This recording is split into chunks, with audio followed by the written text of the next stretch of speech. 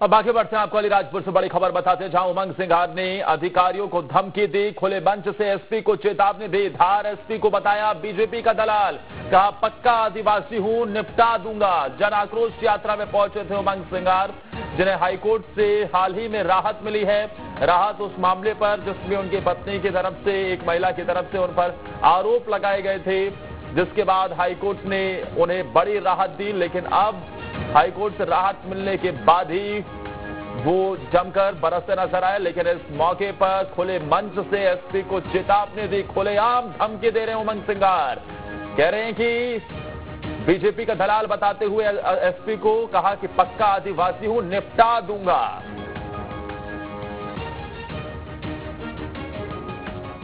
मुझे मालूम है जोवर चुनाव में किस प्रकार से कार्यकर्ताओं पर झूठे केस बनाए गए, चुनाव के पहले किस प्रकार से किए गए। मैं जानता हूं कि भाजपा का दलाल है जो धार के अंदर बैठा एसपी, मेरे को बोलता एक बार फोन लगाया, 4-5 फोन लगा दिए, तो बोलता आप पे 120 भी कर दूंगा, आप पे भी साजिश कर दूंगा। तो मैंने क्या एसपी तेरे तरीके 50 लोग थे, मेरे लोड मत लेना, पक्का आदिवासी में निपटा दूंगा। मैं प्रशासनिक अधिकारियों को कहना चाहता हूं, जो भी सुन रहे हैं, कि आप सब निष्पक्ष होके चुनाव कराएं, तो हम आपका ध्यान रखेंगे। अगर आपने निष्पक्ष होकर चुनाव नहीं कराया तो अभी से अपने बोरिया बिस्तर बांध लेना। अलीराजपुर से कहना चाहता हूं। तो आपने सुना उमंग सिंघार को, वो ये कहते नजर आ रहे हैं कि अगर चुनाव निष्पक्षता के नाम पर खुलेआम धमकी दे रहे हैं, कह रहे हैं कि अगर चुनाव निष्पक्षता पूर्ण कराया तो हम आपका ध्यान रखेंगे, नहीं तो पक्का आदिवासी हूं, निपटा दूंगा। ज्यादा जानकारी के साथ हमारे संवाददाता इस खबर पर राकेश जुड़ गए हैं। राकेश, उमंग सिंघार को हाईकोर्ट से राहत मिली, उसके बाद जन आक्रोश यात्रा में पहुंचकर ऐसे बरस रहे हैं, खुलेआम धमकी दे रहे हैं, क्या पूरा मामला है? और फिलहाल इस धमकी भरे शब्दों के बाद अलीराजपुर में सियासत कैसे नजर आ रही है? जी, अलीराजपुर में जन आक्रोश यात्रा का प्रवेश हुआ और इसी दौरान उमंग सिंघार, जो कि पूर्व मंत्री है और कांग्रेस के वरिष्ठ नेता है, वह अलीराजपुर बस स्टैंड के समीप स्थित ग्राउंड में सभा के मंच पे उपस्थित हुए और उन्होंने सभी को संबोधित करते हुए कहा कि जो जोवट उपचुनाव में धार में जो एसपी है उन्होंने मुख्य भूमिका निभाई है, वह भाजपा का दलाल है। जोवट के अंदर मुख्य भूमिका निभाई है इस धार के एसपी ने। साथ ही उन्होंने धार एसपी को निपटाने की बात कही कि मैं भी आदिवासी हूँ और तेरे जैसे 50 आते हैं, इस तरीके से भाषा का प्रयोग किया है। इससे यह लगता है कि चुनाव की सरगर्मियां बढ़ गई है और प्रशासनिक अधिकारियों को राजनेता आड़े हाथ लेते नजर आ रहे हैं। साथ ही उन्होंने प्रशासन को भी चेतावनी दी है, निष्पक्ष चुनाव कराए, भाजपा का एजेंट बनकर काम नहीं करे, नहीं तो अपना बोरिया बिस्तर बांधकर तैयार रखे। अब राकेश, मैं आपको रोकना चाहूंगा क्योंकि हमारे साथ भारतीय जनता पार्टी की प्रवक्ता नेहा बग्गा जी जुड़ गई है। नेहा जी, स्टेट पर क्या कह रहे हो उमंग सिंघार? उन्हें हाईकोर्ट से राहत मिलने के बाद वो तो खुलेआम धमकी देते नजर आ रहे हैं, लेकिन निष्पक्षता के नाम पर इस तरीके की अधिकारियों को धमकी कि अगर साथ दोगे, निष्पक्षता से चुनाव करवाओगे तो साथ देंगे, नहीं तो निपटा दूंगा। क्या कहेंगे आप? नहीं, बहुत स्पष्ट है कि उमंग सिंघार जी की जिस प्रकार की प्रवृत्ति है या कांग्रेस की जिस प्रकार की पूर्ण प्रवृत्ति है, उसमें अराजकता, गुंडागर्दी और किस प्रकार से अशांति फैलाई जाए पूरे प्रदेश में, वही है। और ये समय समय पर हमने देखा भी है, ये कुछ नया नहीं है।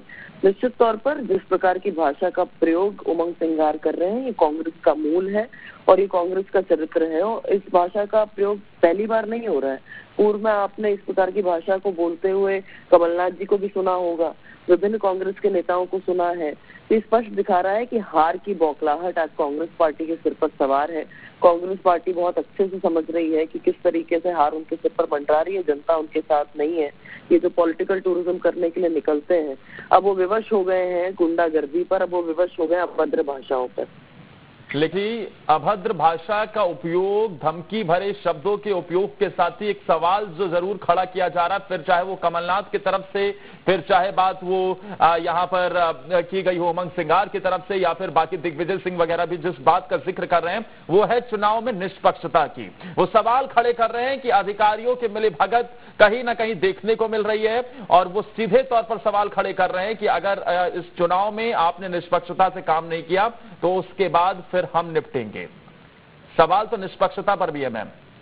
देखिए, निष्पक्षता नहीं है, ये भय है, ये बौखलाहट है, ये अंदर की कुंठा है, और ये कांग्रेस का मूल चरित्र है जो उमंग सिंघार जी के मुंह से निकल कर आ रहा है। मैं पूछती हूँ कि अगर कांग्रेस पार्टी कहीं पर चुनाव जीतती है तो वहाँ शासन प्रशासन जो है वो निष्पक्ष हो जाता है।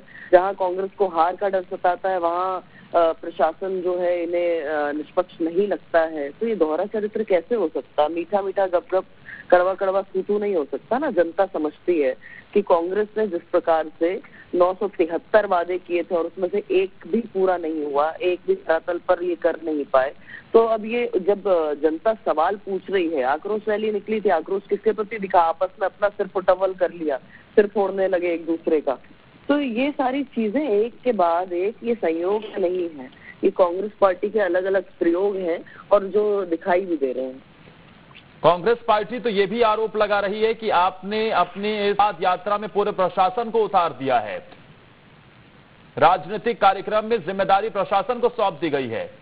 देखिए, प्रशासन किसी का नहीं होता, प्रशासन अपना काम करता है, सरकार जिसकी भी आती है प्रशासन उसके साथ लग जाता है। तो ये कांग्रेस पार्टी जब कभी कहीं पर सरकार बनाती है तब उन्हें ये दिखाई नहीं देता, कहीं चुनाव जीत जाती है तो दिखाई नहीं देता। चुनाव की जो हार की बौखलाहट है, मैं पुनः कहूंगी, ये दिखाई दे रही है, और एक बार नहीं अनेकों बार दिखाई दे रही है। आपने यात्रा के दृश्य नहीं देखे अलग अलग? आप छतरपुर से लगाकर अलग अलग दृश्य देख लीजिए कांग्रेस की यात्रा के। क्या किया उन्होंने? एक दूसरे के सिर फोड़े, कुर्सियां चलाई, और ऐसा नहीं कि आम कार्यकर्ता कांग्रेस का, वरिष्ठ पदाधिकारी जो पूर्व में विभिन्न पदों पर रहे हैं, ये वो पदाधिकारी हैं। इससे समझ में आ रहा है कि कांग्रेस समझ गई है कि जो छलावा किया था, जो ठग किया था जनता के साथ में, अब उसका परिणाम सामने आने वाला है। तो भारतीय जनता पार्टी की बहुमत की सरकार बनने जा रही है, और इसको देख के कांग्रेस पार्टी इस प्रकार की हरकतें कर रही है और इस प्रकार की शब्दावली का प्रयोग कर रही है। नेहा जी, बीते कई चुनावों से और कई राज्यों में इस तरीके का ट्रेंड देखने को मिला है कि जहां पर जिस भी पार्टी को जीत हासिल होती है उसके तरफ से चुनाव निष्पक्ष की बात होती है, लेकिन जहां हार का सामना करना पड़ता है वहां पर चुनाव की पूरी प्रक्रिया पर ही सवाल खड़े कर दिए जाते हैं। यहां तक कि कई बार चुनाव आयोग को भी कटघरे में खड़ा कर दिया जाता है। कमलनाथ की बात हो, कमलनाथ की तरफ से दिया गया बयान, अपनी वर्दी का सम्मान करें अन्यथा कौन जानता है कि आपकी वर्दी कब तक रहेगी। बयान उमंग सिंगार की तरफ से दिया गया जब अधिकारियों को खुलेआम धमकी दी गई। ऐसे बयान क्या प्रभावित कर सकते हैं किसी भी तरीके से प्रशासनिक अधिकारी मनोबल जो दिन रात मेहनत कर काम में जुटे रहते हैं, उन पर इस तरीके के बयान देना? मैंने आपसे कहा ना कि कांग्रेस पार्टी की ट्रेनिंग श्री कमलनाथ जी से ही शुरू होती है। अभद्रता करना, अधिकारी कर्मचारियों के लिए इस प्रकार की भाषा का प्रयोग करना, और ये पहला अवसर नहीं है। आपको याद होगा कि अधिकारी कर्मचारियों को इस प्रकार से गरियाने का काम, इस प्रकार से गाली देने का काम दिग्विजय सिंह जी ने भी किया था, और फिर क्या हुआ? जनता उनके साथ नहीं गई। जनता समझती है कि किस प्रकार से दिग्विजय सिंह जी का शासन बंटाधार का शासन रहा और कमलनाथ जी का शासन करप्टनाथ का शासन रहा। और यही कारण है कि ऊपर से लेकर नीचे तक बौखलाहट है। आप मुझे बताइए कि आज दिनांक तक राहुल गांधी क्यों नहीं मध्य प्रदेश में आप पर है?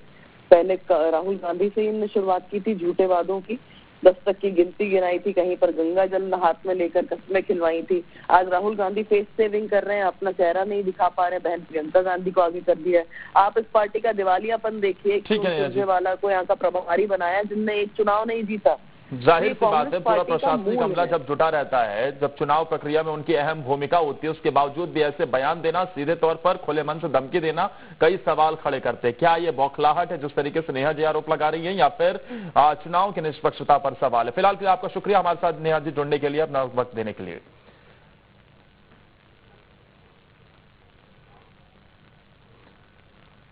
अब आपको आज की तस्वीर दिखाते हैं जो सबसे अलग है और खास है।